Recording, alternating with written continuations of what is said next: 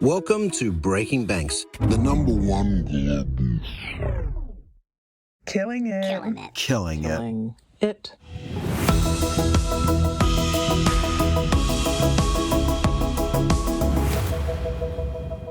There's been a really interesting theme as we talk about killing it in some of the interviews. And a piece of consistency I wouldn't have expected, but the number of founders who stepped away from highly successful either startups or careers to go do this hard thing.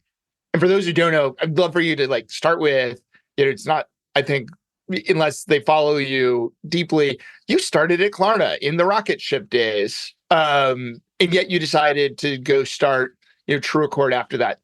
Can you take us through, what led you to say, hey, you know what, it's time to get off the rocket ship and go do something really hard again? Yeah.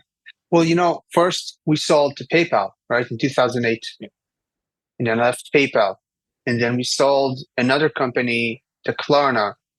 And we were basically in the management of the company, right? When it raised its first unicorn round. I remember going to the crunchies with the founders, which, by the way, those crunchies were won by Grindr, and it was a very, very funny episode in and by itself because they were very surprised to win. But that's a completely different story. Very related to your fraud business and debt collection, You said at the crunchies, and you're in San Francisco, and Grindr wins, and they were very surprised. They were themselves very surprised on stage, oh, okay. It was funny. It was, but now I know what Grindr is. So you live and you learn.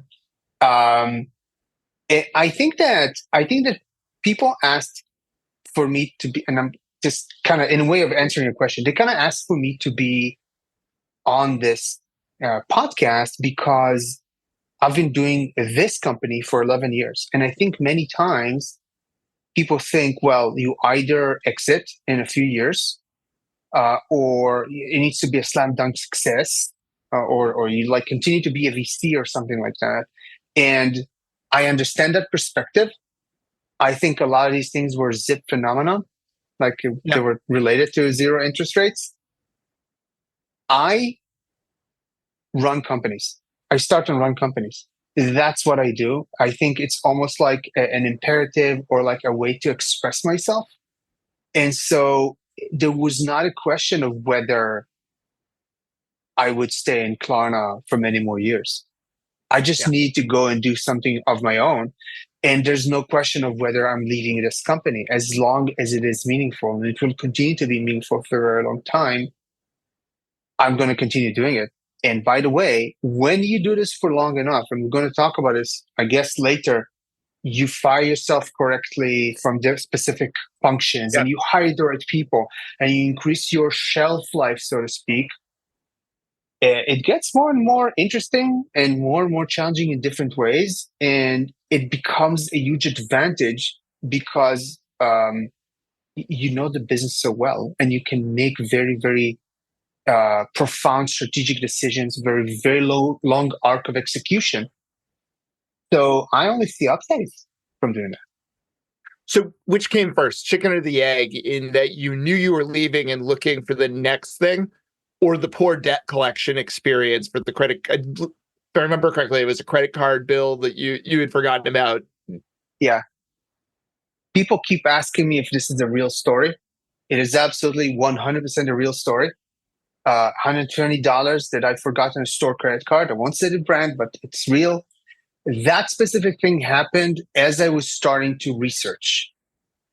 I was exposed to debt collection as chief risk officer, chief credit officer at Klarna. And it was pretty mind-blowing to me how basic that was and how little technology was involved there. So almost hand in hand, almost the same time, a few months apart. So serendipity, right? You were searching for the problem to solve, and you experienced the problem and set out to solve it. Exactly. That's exactly right. Well, and so talk about the journey. Was it get the band back together? how did you start to go solve it? Because the third time has to be the charm to say, I'm going to do things differently from what I've learned the last times. What were those lessons? Well, I was very lucky that most of the people that I worked with before had exited, right? Because we sold companies, so not many people wanted to do it again, which I understood them. So I lured one of my brothers. So one of my brothers was my co-founder in the company that we sold to Klarna, and so I got the other brother to come and work with me, and got another engineer to join as a co-founder. My From day one, I felt like I'm doing this again, like I said, for self-expression and because I want to do it. It's less about the money. And so, for example, we split the equity evenly. There was no, hey, I've done this before, so I'm going to take this and you take that. We split it evenly. Okay.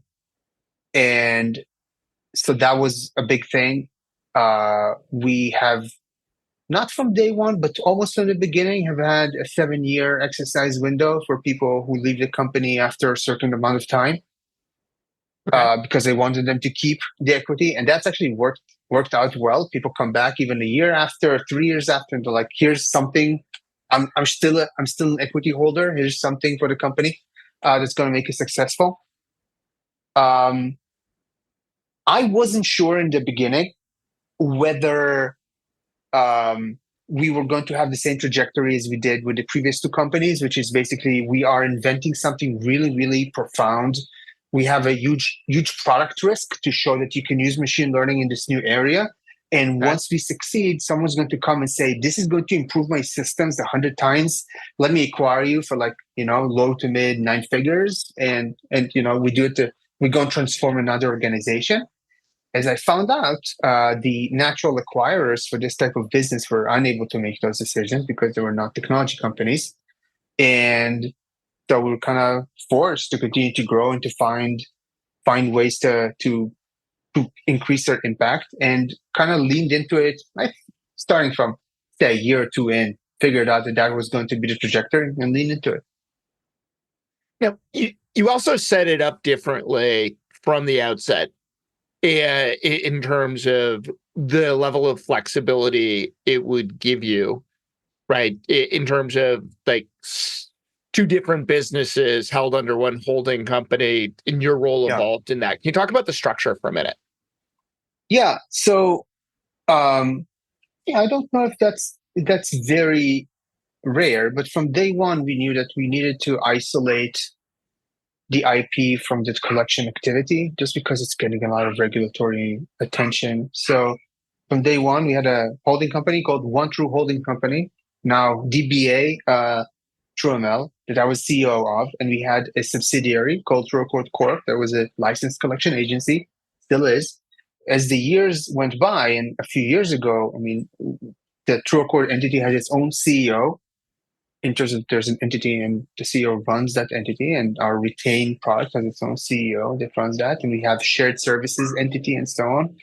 And so these things are separated and working together because, number one, the most important thing, as we grew, I had multiple iterations of my executive team, and at some point a few years ago, I got to a point where I could, in terms of the scale of the business and frankly, the compensation I could afford, I could hire people who wanted that breadth of responsibility and really wanted me to not get involved in their business, right? Have a relationship of give me KPIs and goals, and I'll come back and report to you whether I hit them or not, which is very healthy.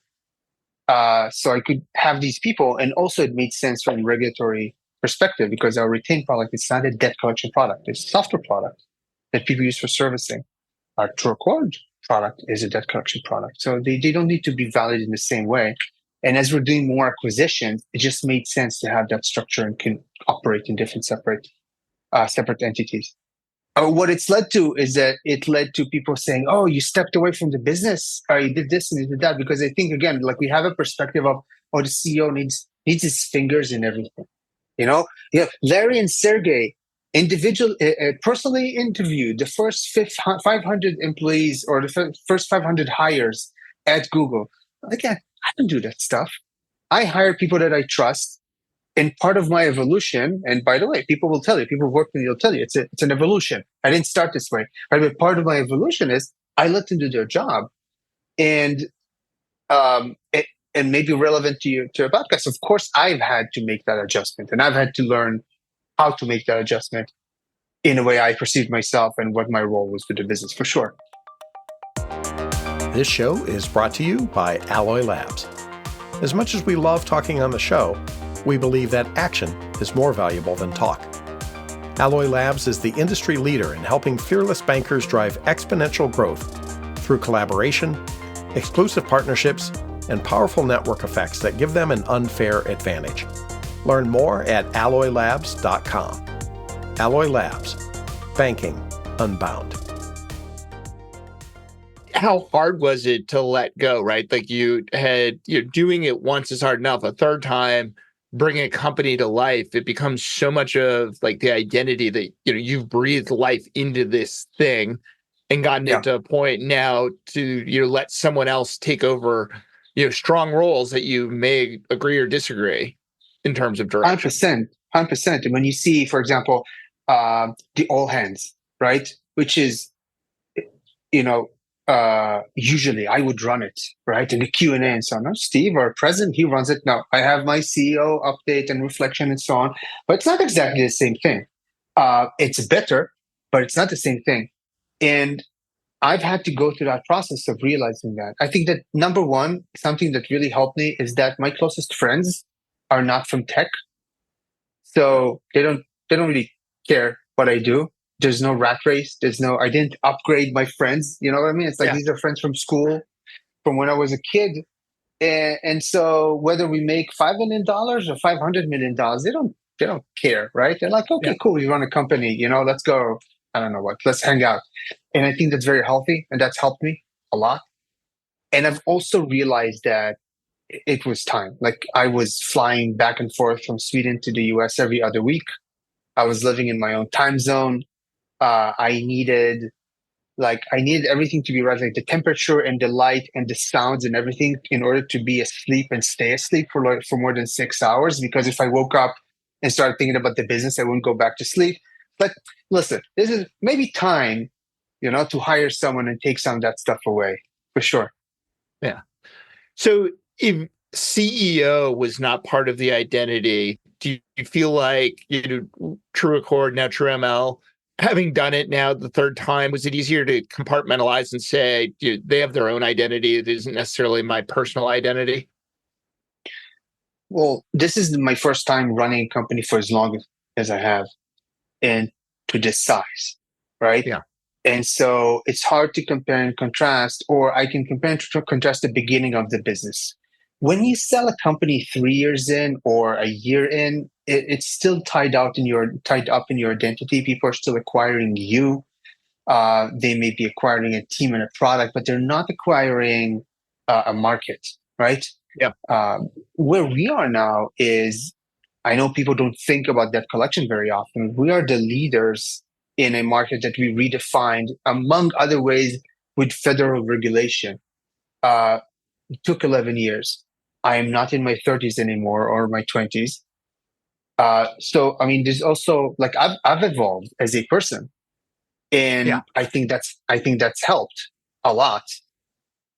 And as you think about those, that are going through the journey, either it's having a positive exit or not so positive exit, and they're beginning to think about that extraction of their identity and reinvention. What have you learned about reinvention along the way? Because you are such a reflective, person and tweeter. I think you've got to come to some wisdom underneath there. I hope. I think that it's a platitude, but it's true. Those who matter don't care, and those who care don't matter. And you got to accept it first and foremost. Like, if you start a company and the company doesn't work out, I get it. It's painful. By the way, even when it works out, it's painful. It's a lot of stress, a lot of issues. Yeah. It's important to remember. No, it's like important to remember and recognize that you could be highly successful. I guarantee you that a CEO whose company is making $500 million a year is having the exact same issues if if she's not making an adjustment, right? Yep. So you have to remember that it's not people are not looking at you in like a microscope and examining everything, and you have to like lose that perspective. You have to lose the what will people think. And I mean, I got divorced once. So I don't talk about it often because it's just not a part of my life anymore. I've been married to my wife for a decade and I'm very happy. But when you go through a divorce, you feel the same. But what are people going to say? People who care about you are going to be supportive, and people are not going to be supportive. It's like, what are you going to do? Let them live their life. And so I think it's exactly the same. You think about how bad it's going to be until the moment when it happens, and then you give it a little bit of time, and after a few months, you get some distance from it, and you realize it wasn't the end of the world, and you didn't die, and things just continued, and you. I used to say, which is true, every week I have a crisis that I'm sure is going to end the company. And also the crisis from last week didn't end the company. So somehow I'm consistent in the things didn't happen, but this week is absolutely going to happen. So we have to recognize those patterns, and we have to give ourselves a little bit of a break. But also, if you're a founder or a CEO and you tell me I can't do it, I can't turn it off, I would agree with you. Right? There's something that I wrote a few years ago that's kind of on my blog called Bad Monkey, because I described a business. If you're running a business, like a monkey sitting on your shoulder 24/7 and yelling. It doesn't matter how many adjustments you make. You still have a monkey on your sholler yelling, right? Doesn't matter if business is going well, business is not going well. So the monkey on your shoulder. And it's not going to go away until you extricate yourself from the situation in a way. And so for me, it was let me hire very talented people and put them between me and the problem, so that I can focus on what I do best as a founder and CEO for the business, which is like plan ahead, think about the next big thing. Looking at individual client relationships and how we're doing there, that's not my strong suit. So maybe someone else who's better at that can do that. So did it quiet the monkey when you put someone between you and the monkey? Or is it a different monkey? It never goes away. Never goes away. But when you are not the person that everyone comes to with every fire, it's a little bit easier. Yeah. So you don't experience it on a daily basis. You maybe experience it on a weekly basis. You maybe experience it on a monthly basis, depending. You reduce the cadence of how often you meet these issues. And by the way, it's not because you pretend they don't exist. It's because you have people that you really trust, that you have a performance-based relationship with, that are actually dealing with these things. Then you can start to realize that, actually my attachment to looking at Google Analytics on a Sunday morning and then driving everybody nuts was not healthy and not productive. No, just not productive. And so I literally, I don't have access to our dashboards anymore. I only have access to the dashboards that I'm being given, because I realize that if I do have access, I'll look and then I'll ask questions. And then inadvertently, those will not be the right questions anymore. Or even if they're right, somebody else is already asking them because I hired very good people. So that's how I did it. Last question on this. How do you know when it's time to fire yourself?